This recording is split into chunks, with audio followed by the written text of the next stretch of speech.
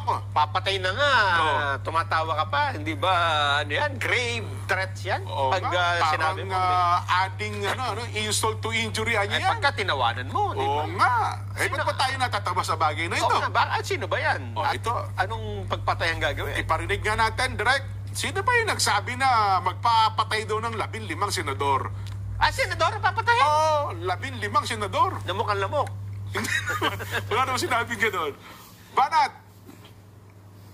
Ngayon, marami kasi sila. Ano dapat ang gawin natin?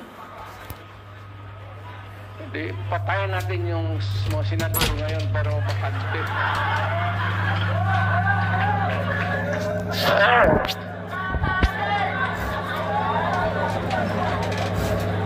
Kung makapatay na ito ng mga 15 na senador, pasok na tayo lahat. Pero kawawa naman. Pero nakakainis kasi yung hindi naman lahat.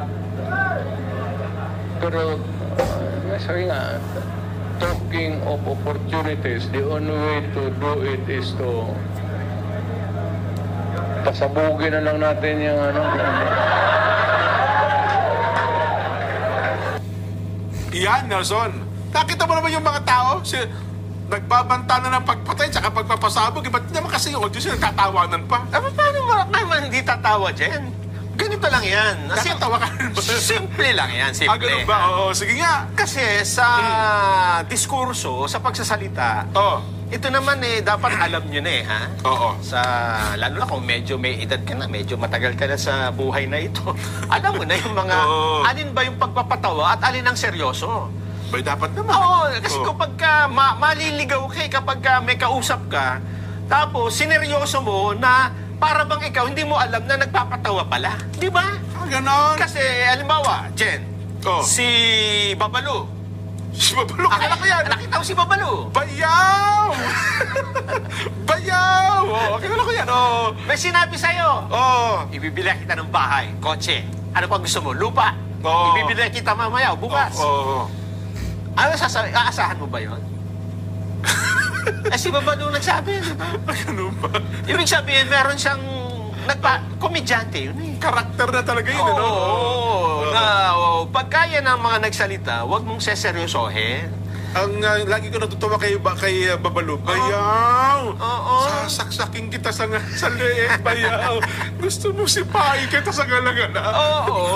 Dapat gano'n. Dapat ba? Dapat kabisado mo na yung tao. Hindi ko ba dapat sinusohin yun? Ay, mantakin mo 15 senador. Seryoso yun, Nelson? Sino ba yung nagsasalita? Si dating Pangulong Rodrigo Duterte. Ilang taon siyang naging presidente ng Pilipinas? 6. Ilang speech ang ginawa niya nang walang joke at puro seryoso? Wala. Sa 100% na sinabi niya, ilan ang joke? 99%. Hindi mo ba? 99.9 parang bakterya. Patay ang bakterya. At tapos seryosohin mo, di ba?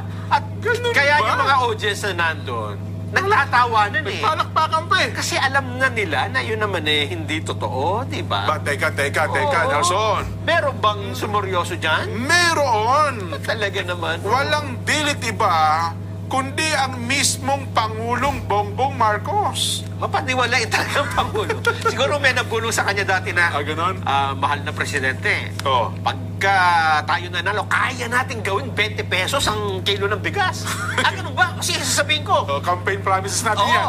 Mga mahal na kababayan, pagka ako'y naging presidente, gagawin natin 20 pesos ang kilo ng bigas. Hindi tumagal na. Hindi pa natin kaya. Ba't ko ba sinabi seryoso? Ano ba sabi ng Pangulo? Ito daw, mga kababayan. Tignan natin ang reaksyon ng Pangulong Bongbong. Pangulong Bongbong, ano po masasabi ninyo sa naging pahayag ng dating Pangulong Digong? Alam niyo po, kung minsan nakikita natin yung ibang partido, hindi sila nagugulat sila, natatakot yata sila sa inyo eh. Dahil pagka nakita ang line-up ng alyansa, kung ano-ano na sinasabi. Narinig lang natin nung isang araw. Wala daw pag-asa. Siguro, kanina wala silang pag-asa. Kaya papatay na lang sila ng 15 na senador. Talaga, isbagay. mahirap naman yung ibang tao. Ang iniisip lang nila, ang kaisa-isang solusyon sa lahat ng problema ay pumatay pa ng Pilipino. Nakakapagtaka kung bakit ganun. Nagtaka pa pala. Seryoso. Wala namang pumalakpak na sa mga tao kaharap ng Pangulong Bongbong kasi alam nila seryoso ang Pangulo eh. Wala nagtawanan. Oo. So, ibig sabihin dito, seryoso ang Pangulo. Seryoso ang... Hindi siya nagbibiro. Hindi siya nagbibiro. Na ang akala na dyan sa joke ay totoo. Ewan ko lang. Kapag ka ikaw ba ay may kausap na nagbibiro, dapat mo bang seryosohin? Ang katunayan, meron pa naniwala. Ang katunayan, mga walang sense of humor yung mga tao na yan dyan. Ibig sabihin, nagjojo ka na, dapat tatawa ka, di ba? Oo. Hindi mo siseryosohin. Pagka nag-joke ako, hindi mo na-gets, either mababa ang IQ mo, o talagang ikaw pinakamalungkot na tao sa buong mundo. Sabi nga nila, hihilingin namin na imbestigahan ng National Bureau of Investigation ang naging pahayag ng dating Pangulong Duterte na papatayin na lamang ang 15 nakaupong senador para mabigyang puwang ang kanyang mga kandidato sa naturang posisyon. Sino nagsabi niyan? Ang seryosong congressman ng Lanao del Sur, Sia Alonto Adjong. Baka ang NBI dyan ay magtawa. Pagka inakyat nila yan, nag-file sila ng... Director Jimmy Santiago, kabidyante rin yan. Ayun nga. Baka pagdating doon, tawanan lang yung reklamo. Baka sumakitan siya sa katata. Paano namin iimbestigahan ng isang joke, di ba? Di, alam ko, meron ng reaksyon nata si May reaksyon May reaksyon eh. Ba? Nakuha ba natin yun, Direk? Meron ba? Ano ang reaksyon? Nakuha ba natin yun? Reaksyon ng NBI. Ay, ito kaya mo daw muna. Kaya si Alonto Adjong muna tayo. Ayan nga. Sabi niya, in a democracy, words have power. Especially when they come from someone who has held the highest office in the land. Kaya nga, dating Pangulo yan, If certain statements warrant legal scrutiny, it is imperative that all similar declarations be assessed fairly and consistently. Honorable Zia Alonto, Lanao del Sur. Yan ang pinakamalungkot na tao sa mundo dyan. Ganon? Yung hindi ka makadetect ng joke. Di ba? Kasi kapag, halimbawa, parang ganito yan, sa isang magkakabarkada, nag-uusap-usap kayo. May nagsalita na, papatayin na lang ako para makapunta tayo dyan sa tawanan. Ikaw, hindi, bawal yun. I-report kita sa polis. I-report ka na, baka ako, alis na ako, ayoko na makapabarkada sa'yo. Huwag bumadami-dami dyan. Halimbawa, ikaw, nanood ka lang doon, ikaw hindi ka kasama sa grupo dyan. At nakita mo yung isang tao na yon, anong iisipin mo tungkol sa tao na yon, di ba? Siguro ito na yung Ganun ba? malungkot na tao sa buong mundo. No? Alam mo ba, si Congressman J. Kung naman na Zambales? Anong sabi? Sabi niya, tumawad niya ba? Anong ginagawa? Puro alam naman nating joke yan. Yan ba sinabi niya? Maaari niyang sampahan ng reklamo si Duterte. Tulad rin ng...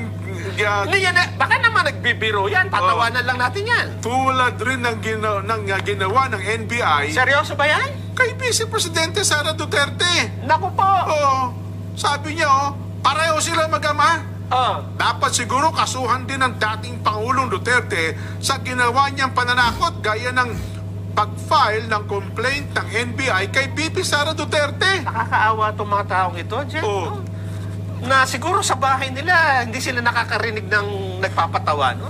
At saka sa buong maghapon, siguro hindi tumatawa itong mga taong ito. Mga seryoso yung mga yan. Kung seryoso dyan, dalhin sa ICU.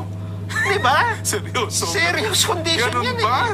Hindi ba, Jen? Meron pa.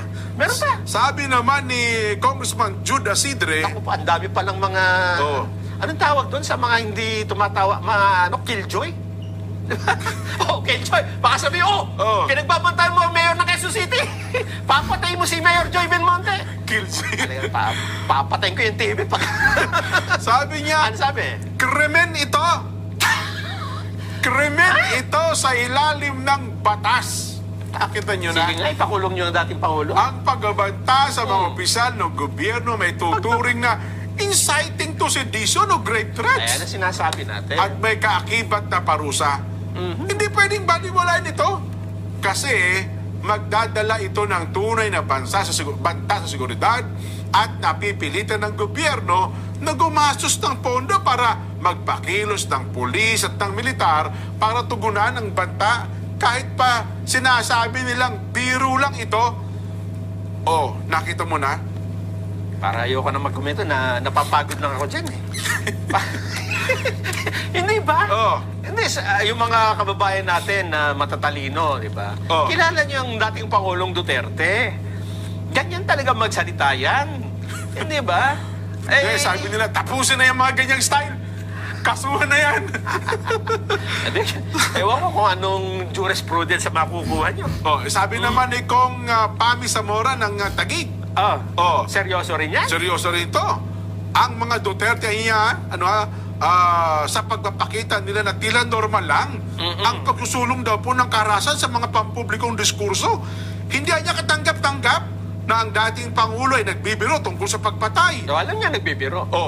Dapat anyang mapagilan ng mga kasalukuyan at dating pinuno ng bansa sa pagpapalabas ng tila bahagi ng pulisiya ng pamahalaan ng pagpatay. Naku po. Ginagawa niyo anyang biro yung mga pagpatay-patay na yan eh. Sino may sabi niyan? Si Congresswoman Pami Zamora ng Taguig. Dagdagan pa natin ang malulungkot na tao sa mundo, Jen. Ganun ba?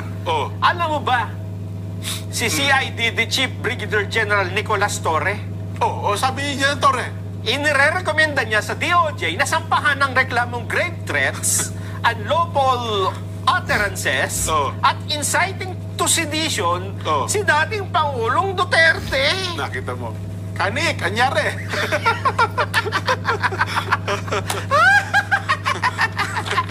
General Victor, sir. Alam ko may magandang reaction si sayang. Pakihanap mo nga natin yung reaction ng NBI. Ayun, Si NBI. Director Santiago. Ano sagot ng NBI? Mayroong magandang sinabi eh. Baka may magkamali lang ako eh. Si IDG, Chief, nag-recommend na mag-file ng reklamo sa NBI. Kasi nga talaga hindi talaga biro. Basta pagpatay eh, seryoso yan. Ngayon kung labok ang ipinapapatay, gaya sa Mandaluyong, yun kaya talagang yun. Pero si Kapitan seryoso doon hindi nagbibiro yun. Hindi nagbibiro si Yun Kapitan. ang seryoso pa nga niya yun eh. Dagdagan ko pa. Meron pa. Si Kong Pulong, kilala mo? Sino Si yan? Kong Pulong. Pulong Galit din si Kong Pulong. Baste? Pulong. Paulo. Paulo Balesteros? Hindi. Yun sa Itbulaga? Hindi. Sabi niya, tahasang nagtatangka si Pangulong Digong na nagudyok na naman ang kaguluhan dahil sa napakalito man nung tsansa makapasok sa Senado ang kanyang mga kaalyado. Nako, ganun daw yan talaga ang dating Pangulong Duterte at ang kanyang anak mahilig sa pananakot. Ayan Kung Pulong Ortega. Ewan ko kung natakot yung mga senador. Tanungin mo nga Yung 12. yung 15 papatayin. Hindi, kasi 12 lang yung matitira. alyansa Hindi yung alyansa, di ba? Papatayin yung mga sitting senador. Ba? Oo. Para makapasok yun. Oo, para bakante lahat yung 24. Hindi, kasi siyam lang naman ang grupo ni Kung Digong. Hindi ko pula. Yung matitira. Kung 15. Pasok nga lahat, di ba? Ganun ba? Gusto nyo mabakante lahat ng posisyon. Ganun. Tanungin natin si Senador Ligarda, Senador. Oo. Kayo ba natakot dun sa sinabi ni, di ba? Tinuturo niyo ba ang death threat yung nangyari yun? Senador Aimee. Ayan, Kamay nagdagdagan na siguro, papasabugin daw kayo eh. Kung sino pa Si nandun. Escudero, Senate President. Oo. Dapat sila ang magre-reklamo, Jen. Oo nga, Hindi kung sino-sino, di ba? Oo. Kasi sila'y na-threaten eh. Oo. Senator Cheese. Grave threat daw. Balik pinagbabantaan kayo, ha? Di ba? Dapat ganun ang course of action, di ba? Oo. Hindi yung kung hindi naman kayo pinagbantaan eh, di ba? Oo. Dapat yung na-offend ang magreklamo dito. Samantalang Nelson, si Senador Bato naman, Papatayin ito. din daw yan eh. ay kasi sitting senador. Sabi ni Senador Bato, ba't kasama ako? Si Senador Bato de la Rosa naman, hanggang ngayon daw po'y namimilipit sa katatawa. Hanggang ngayon sabi, Hanggang ngayon. That. Di pa ninyo kinilang si Pangulong Duterte, no? Hanggang ngayon, ganun pa rin. Ganong statement, bigyan nyo ng weight. Klaro naman yun na biro. Ayun. Kasi kayo, Senador Pato, lagi yung dinadaan sa biro. Seryoso yun eh. Ayun nga. Naka, ayun ang sinasabi natin. Sige nga. Pinakamabuti, Nelson, itanong natin sa taong bayan. Sila na ang... Kayo na po tanungin namin. magsabi. Kayo na po ang aming tanungin, mga followers.